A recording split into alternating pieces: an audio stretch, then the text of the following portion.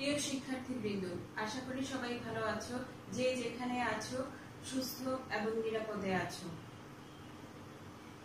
দ্বাদশ শ্রেণীর পৌরনীতি ও সুশাসন দ্বিতীয় পত্রের আজকের ক্লাসে তোমাদের স্বাগত জানাচ্ছি। আমি রিফাত আরা, প্রভাষক, রাষ্ট্রবিজ্ঞান বিভাগ, হাজারাতজু ডিগ্রি কলেজ। আজকে আমরা পৌরনীতি ও সুশাসন দ্বিতীয় পত্রের তৃতীয় অধ্যায় রাজনৈতিক ব্যক্তিত্ব নিয়ে আলোচনা শুরু করব। তোমরা জানো আমাদের রয়েছে এক গৌরব উজ্জ্বল ইতিহাস। এই ইতিহাস ঐতিহ্যের, বৈচিত্র্যের এবং সংগ্রামের। এই ইতিহাস স্বাধীনতার, পরাধীনতার শৃঙ্খল থেকে মুক্তি লাভের ইতিহাস।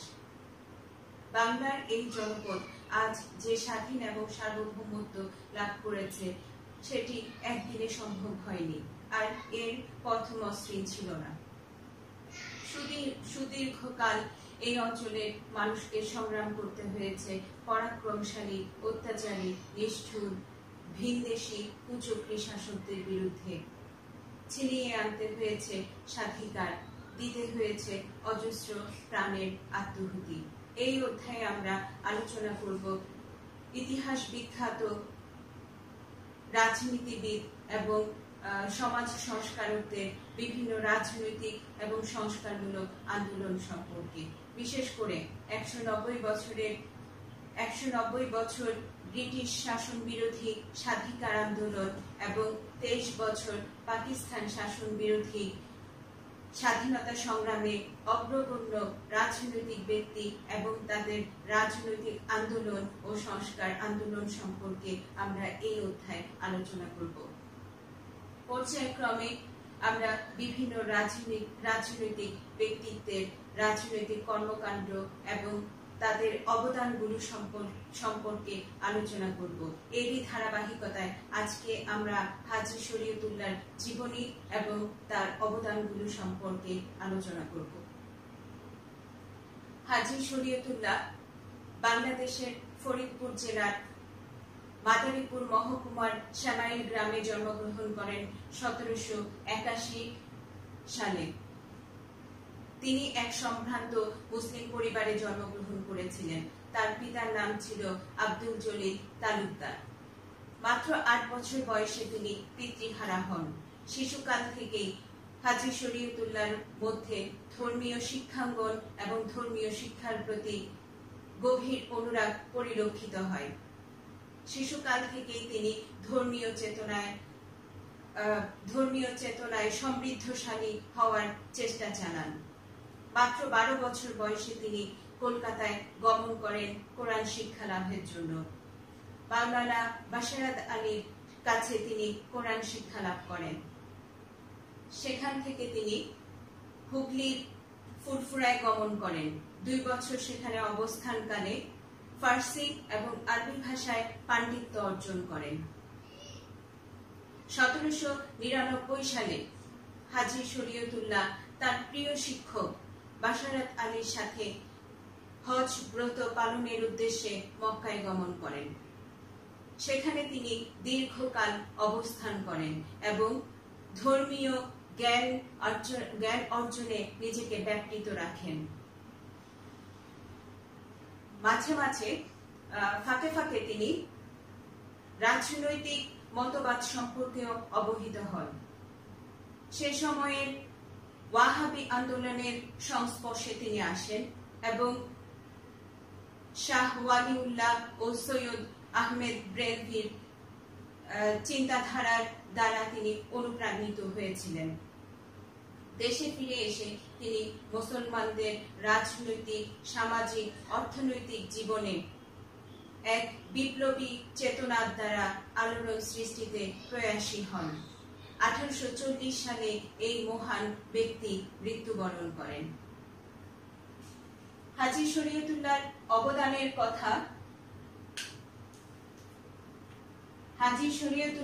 অবদানের কথা বলতে গেলে আমাদের যে বিষয়টি প্রথমে আমাদের সামনে আসে সেটি হচ্ছে তার ফরায়েজি আন্দোলন। হাজী শরীয়তুল্লাহ একজন ধর্মভীরু প্রকৃত মুসলমান ছিলেন। 1818 সালে তিনি দেশে ফিরে এসে সমাজ সংস্কারে মনোনিবেশ করেন। সেই সময়ে মুসলিম সমাজে প্রবর্তিত পীর পূজা, কবর পূজা, মানত করা সহ বিভিন্ন কুসংস্কার এবং অনৈসলামিক কর্মকাণ্ডে মুসলিম সমাজ আচ্ছন্ন ছিল। তাছাড়াও তোমরা একটু খেয়াল করলে দেখবে 1818 সালে ইংরেজ শাসন চলছিল। ইংরেজদের শাসনের ফলে তাদের বিমাতা সুলভ আচরণ এবং বিভিন্ন কূটকৌশল, বিশেষ করে ডিভাইড অ্যান্ড রুলস এর মতো নীতির কারণে এই অঞ্চলের মুসলিম সমাজের জীবন দুর্বিষহ হয়ে উঠেছিল। মুসলমানদের এই কুসংস্কারাচ্ছন্ন এবং হতাশাচ্ছন্ন অবস্থা থেকে উদ্ধারের জন্য হাজী শরীয়তুল্লাহ এক বৃহত্তর সংস্কারমূলক গণ আন্দোলনের ডাক দিয়েছিলেন, যেটি ফরাইজি আন্দোলন নামে পরিচিত। আরবি ফরজ শব্দ থেকে ফরাইজি শব্দটি এসেছে। ফরাইজি শব্দের অর্থ হলো ইসলাম নির্দিষ্ট অবশ্যই পালনীয় কর্তব্য। ফরাইজি আন্দোলনের অর্থ মুসলমানদের ফরায়েজ অর্থাৎ আল্লাহর আদেশের ভিত্তিতে জীবন ব্যবস্থা গঠনের নির্দেশ প্রদান। হাজী শরীয়তুল্লাহ বাংলায় প্রথম এই সংস্কার আন্দোলনের ডাক দিয়েছিলেন বা সূচনা করেছিলেন। তিনি তার অনুসারীদের ধর্মীয় কুসংস্কার মুক্ত হয়ে ইসলামিক ফরজ ভিত্তিক জীবন যাপনের আহ্বান জানান। কারণ তিনি লক্ষ্য করেছিলেন সে সময়ে মুসলমানদের মধ্যে পীর পূজা, কবর পূজা, পীরের দরগায় মানত, পীরের দরগায় ওরস সহ বিভিন্ন অনৈসলামিক কর্মকাণ্ড দ্বারা এই অঞ্চলের মুসলমান সমাজ আচ্ছন্ন ছিল। শিরক এবং বিদআতে লিপ্ত ছিল এই অঞ্চলের মুসলমানরা। কুসংস্কার এবং এই যে অনৈসলামিক কর্মকাণ্ড, এসবের মাধ্যমে প্রতিনিয়ত ঈমান হারাতে বসছিল এই অঞ্চলের মুসলমানরা। এই মুসলমানদের আরো একটি বিষয় হাজী শরীয়তুল্লাহ লক্ষ্য করেছিলেন, সেটি হচ্ছে মুসলমানরা তাদের অধিকার সম্পর্কে একেবারেই সচেতন ছিল না। মুসলমানদের এই অবস্থা তাকে বিচলিত করে তোলে, তাকে বেদনাক্রান্ত করে তোলে। এই অবস্থা থেকে মুসলমানদেরকে পরিত্রাণের জন্য, উদ্ধারের জন্য হাজী শরীয়তুল্লাহ ফরজ পালন ভিত্তিক যে আন্দোলনের ডাক দিয়েছিলেন সেটি ফরাইজি আন্দোলন নামে পরিচিত। এই আন্দোলনে ইসলামের যে মৌলিক 5টি অবশ্যই পালনীয় কর্তব্য রয়েছে সেগুলো পালনের প্রতি তিনি গুরুত্ব আরোপ করেন। এগুলো হলো ঈমান, নামাজ, রোজা, যাকাত এবং হজ পালন। ইসলামের এই 5টি বিষয়ের উপর গুরুত্ব আরোপ করায় এই আন্দোলনের নাম ফরাইজি আন্দোলন বলে নামকরণ করা হয়। ফরাইজি আন্দোলন মূলত পরিচালিত হয়েছিল বা এটা সূচনা হয়েছিল পূর্ববঙ্গে, বর্তমান বাংলাদেশের বৃহত্তর ফরিদপুর, ঢাকা, ময়মনসিংহ, কুমিল্লা, বাকেরগঞ্জ সহ সমগ্র পূর্বাঞ্চলে এই আন্দোলন প্রবল জনপ্রিয় একটি আন্দোলনে রূপ লাভ করেছিল। 1840 সালে এই মহান ব্যক্তিত্ব মৃত্যুবরণ করার পর এই আন্দোলন কিন্তু থেমে যায়নি। তার সুযোগ্য পুত্র মোহাম্মদ মহসিন ওরফে দুদু মিয়ার সাংগঠনিক নেতৃত্বের জন্য এই আন্দোলন আরো বেগবান হয়েছিল। ফরাইজি আন্দোলনের লক্ষ্য, ফরাইজি আন্দোলনের 2টি লক্ষ্য ছিল। তার একটি হচ্ছে ফরাইজি আন্দোলন পরিচালিত হয়েছিল মূলত মুসলমানদের কুসংস্কার এবং সংকীর্ণতা দূরীকরণের জন্য। মুসলমানদের স্বচ্ছ ধর্মীয় জ্ঞান এবং প্রকৃত ধর্মীয় জ্ঞান দানের মাধ্যমে তাদের উদার দৃষ্টিভঙ্গির সূচনা করার লক্ষ্যে এই আন্দোলন হাজী শরীয়তুল্লাহ পরিচালনা করেছিলেন। মুসলমানরা যেসব কুসংস্কার এবং গোঁড়ামির কারণে অনৈসলামিক কর্মকাণ্ড যেমন পীর পূজা, কবর পূজা, গাজী কালুর প্রশস্তি গাওয়া বা খাজা খিজিরের দোহাই দেওয়া, এই বিষয়গুলোর যে মুসলমানদের জীবনকে দুর্বিষহ করে তুলেছিল, হাজী শরীয়তুল্লাহ সেগুলো ত্যাগ করে, সেগুলো বাদ দিয়ে মুসলমানদের ফরজ ভিত্তিক জীবন গঠনের জন্য আহ্বান জানান এবং এটার জন্য তিনি প্রয়াস চালান। ফরাইজি আন্দোলনের আরেকটি অন্যতম লক্ষ্য ছিল রাজনৈতিক এবং অর্থনৈতিক মুক্তি অর্জন। ফরাইজি আন্দোলনে আমরা দেখছি যে ধর্মীয় জ্ঞান বা ধর্মীয় স্বচ্ছ জ্ঞানের মাধ্যমে, সঠিক জ্ঞানের মাধ্যমে জীবন গঠনের কথাই হাজী শরীয়তুল্লাহ শুধু বলেননি, এর পাশাপাশি মুসলমানদেরকে সত্য এবং ন্যায়ের পথে চলার আহ্বান জানিয়েছিলেন। সত্য এবং মিথ্যা, ন্যায় এবং অন্যায়ের যে তফাৎ, সেটা সম্পর্কেও তিনি তাদেরকে অবহিত করেছিলেন। হাজী শরীয়তুল্লাহ একজন দূরদর্শী নেতা ছিলেন।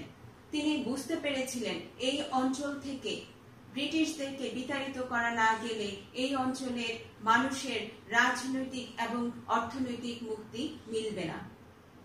সেজন্য তিনি এই অঞ্চলের দরিদ্র, কৃষক, নির্যাতিত শ্রমিক শ্রেণীকে ঐক্যবদ্ধ হওয়ার আহ্বান জানান। এই অঞ্চলকে তিনি দারুল হার্ব বা বিধর্মীদের রাজ্য বলে ঘোষণা করেছিলেন এবং হানিফি মাযহাব অনুযায়ী এই অঞ্চলের মুসলিম সম্প্রদায়কে জুম্মার নামাজ বাদ দিয়ে বা জুম্মার নামাজের পরিবর্তে জোহরের নামাজ আদায় এবং দুই ঈদের নামাজ না পড়ার জন্য তিনি আহ্বান জানিয়েছিলেন। এর কারণ মুসলমানদের ভেতরে শক্তিকে জাগ্রত করে ব্রিটিশদের বিতাড়িত করার জন্য তাদের ঐক্যবদ্ধ করতে চেয়েছিলেন তিনি। এছাড়াও চিরস্থায়ী বন্দোবস্তের ব্যবস্থা প্রবর্তনের ফলে এই অঞ্চলে এক শ্রেণীর অত্যাচারী জমিদারের উদ্ভব ঘটেছিল, যারা অবৈধভাবে প্রায় 23 ধরনের কর এই অঞ্চলের দরিদ্র কৃষক সম্প্রদায়, মুসলিম কৃষক সম্প্রদায়ের উপরে চাপিয়ে দিয়েছিলেন, যার বোঝা বহনের ক্ষমতা এই অঞ্চলের মুসলমানদের ছিল না। তারা দরিদ্র থেকে হতদরিদ্র হয়ে যাচ্ছিল এবং প্রচন্ড হতাশাগ্রস্ত হয়ে যাচ্ছিল। জমিদাররা তাদের সন্তানদের বিদেশে পড়াশোনার জন্য পাঠিয়ে দিতেন এবং তাদের খরচ বহন করতে হতো এই অঞ্চলের দরিদ্র মুসলিম কৃষকদের। বিধর্মীদের বিভিন্ন উৎসব, যেমন হিন্দুদের দুর্গাপূজা, কালী পূজার জন্য এই অঞ্চলের মুসলমান দরিদ্র কৃষক সমাজকে কর দিতে বাধ্য করা হতো। যোগেনচন্দ্র বাগেলের বর্ণনা থেকে আমরা জানতে পারি এই অঞ্চলের মুসলমানদেরকে দাড়ি রাখার উপরে 2.5 টাকা করে কর দিতে হতো। আবার এই অঞ্চলে যে মুসলমান সমাজ বসবাস করত, মুসলিম সম্প্রদায় বসবাস করত, তাদের যে ধর্মীয় উৎসব কোরবানির পশু জবাই করতে তাদেরকে বাধা দেয়া হতো। হাজী শরীয়তুল্লাহ এইসব বাধা এবং অবৈধ করগুলো দিতে মুসলমান সম্প্রদায়কে নিষেধ করেছিলেন। দরিদ্র কৃষক মুসলিম সম্প্রদায়কে তিনি এইসব অত্যাচারের বিরুদ্ধে সংগঠিত করেছিলেন। তার ডাকে এই অঞ্চলের দরিদ্র কৃষকরা, মুসলিম কৃষক শ্রমিক একতাবদ্ধ হয়েছিল। হিন্দু জমিদার, অত্যাচারী নীলকর মহাজনদের বিরুদ্ধে তারা সংগঠিত হয়েছিল। 1831 সালে হাজী শরীয়তুল্লাহ ঢাকার নয়াবাড়ির নিজ অঞ্চলে, নিজ এলাকায় দলীয় কার্য সম্পাদনের সময় জমিদারদের বিরোধের শিকার হন। সেই সময়ে সংস্কার বিরোধী গোঁড়া মুসলমানরা তার বিরোধিতা করে। নিজের শিষ্যদের এবং নির্যাতিত নিপীড়িত কৃষক সম্প্রদায়ের নিরাপত্তার কথা ভেবে তিনি এক লাঠিয়াল বাহিনী গঠনের প্রয়োজনীয়তা অনুভব করেন এবং তার শিষ্যদেরকে লাঠিয়াল বাহিনী গঠনের জন্য নির্দেশ প্রদান করেন। এর ফলশ্রুতিতে অত্যাচারী জমিদার নীলকর এবং ইংরেজ শাসনের তোপের মুখে পড়েছিলেন তিনি। নানাভাবে তাকে হয়রানির শিকার হতে হয়েছিল। 1839 সালে তিনি পুলিশি নিষেধাজ্ঞার শিকার হন। এরপর থেকে হাজী শরীয়তুল্লাহ অত্যাচারী জমিদারদের বিভিন্ন কর্মকাণ্ড এড়িয়ে চলার চেষ্টা করতেন। 1840 সালে এই মহান নেতা নিজ গ্রাম শ্যামাইলে মৃত্যুবরণ করেন। নিজ আবাসস্থলের পেছনেই তাকে কবর দেয়া হয়েছিল, কিন্তু পরবর্তীকালে আড়িয়াল খাঁ নদীর ভাঙনে তার কবর নিশ্চিহ্ন হয়ে যায়। হাজী শরীয়তুল্লাহ অনুসারীরা তাকে নিষ্কলঙ্ক এবং তার নিষ্কলঙ্ক জীবনের প্রশংসায় পঞ্চমুখ ছিল। হাজী শরীয়তুল্লাহ মৃত্যুকালে একদল ধর্মীয় শিষ্য রেখে যান, যারা পরবর্তীকালে প্রায় 1 শতাব্দী ব্যাপী পূর্ববঙ্গের গ্রামাঞ্চলে প্রবল প্রতাপের সাথে তাদের কাজ সম্পাদন করতে পেরেছিল, প্রভাব বিস্তার করতে পেরেছিল। ফরাইজি আন্দোলনের গুরুত্ব। ফরাইজি আন্দোলনের গুরুত্ব সম্পর্কে সংক্ষেপে বলতে গেলে বলা যায়, এই আন্দোলন মুসলমানদের পুনর্জাগরণী সঞ্চার করেছিল। মুসলমানদের যে হারানো ঐতিহ্য, হারানো গৌরব, সেটি ফিরিয়ে আনার স্বপ্নে উজ্জীবিত করেছিল। এই আন্দোলন মুসলমানদেরকে ইসলামী জীবন দর্শন বা জীবন ব্যবস্থা অনুযায়ী চলার অনুপ্রেরণা জাগিয়েছিল। এই আন্দোলন অত্যাচারী নীলকর জমিদার এবং মহাজন শ্রেণীর বিরুদ্ধে অসহায় কৃষক শ্রেণীকে সংগঠিত করতে পেরেছিল। সবচেয়ে গুরুত্বপূর্ণ বিষয় বলতে সেটি হচ্ছে, এই আন্দোলন অন্যান্য আন্দোলনে সাধারণ মানুষের অংশগ্রহণের সূত্রপাত করেছিল। পরিশেষে আমরা বলতে পারি, এই আন্দোলন যদিও নীলকর পরাক্রমশালী নীলকর, শক্তিশালী নীলকর জমিদার এবং মহাজন শ্রেণীর বিরোধিতার জন্য ব্যর্থতায় পর্যবসিত হয়েছিল, তারপরেও এই আন্দোলন মুসলমানদের আত্মবিশ্বাস ফিরিয়ে আনার ক্ষেত্রে গুরুত্বপূর্ণ ভূমিকা পালন করেছিল। অসহায় কৃষক সম্প্রদায়কে প্রতিবাদ করতে শিখিয়েছিল। এই অঞ্চলের মানুষের ভেতরে, এই অঞ্চলের সাধারণ জনগণের ভেতরে জাতীয়তাবাদের সঞ্চার করেছিল। তাই বলা যায়, এই হাজী শরীয়তুল্লাহ ফরাইজি আন্দোলনের গুরুত্ব অপরিসীম। এই আন্দোলন মুসলমান সমাজকে তাদের হারিয়ে যাওয়া গৌরব পুনরুদ্ধারের জন্য তাদেরকে উজ্জীবিত করে তুলেছিল, প্রতিবাদ শিখিয়েছিল কৃষক, শ্রমিক, অত্যাচারী মানুষকে। আজকে এই আলোচনা নিশ্চয়ই তোমাদের কিছুটা হলেও সহায়ক ভূমিকা পালন করবে বলে আমার বিশ্বাস। এই অধ্যায় পড়তে গেলে যে সমস্যার কথা তোমরা বলে থাকো, সেটি হচ্ছে সালগুলো মনে থাকে না। এটার জন্য পড়ার পাশাপাশি লেখার অভ্যাস করতে হবে, লিখতে হবে এবং অনুশীলন করতে হবে। এটা একবার পরে যদি আমরা রেখে দেই, পরীক্ষার আগে নিশ্চয়ই সেটা মনে থাকবে না। এটার জন্য পড়ার পাশাপাশি লিখতে হবে এবং অনুশীলন অর্থাৎ চর্চা করতে হবে। আগামী ক্লাসে দেখা হবে। সে পর্যন্ত তোমরা সুস্থ সুন্দর থাকো, এই কামনায়। আল্লাহ হাফেজ।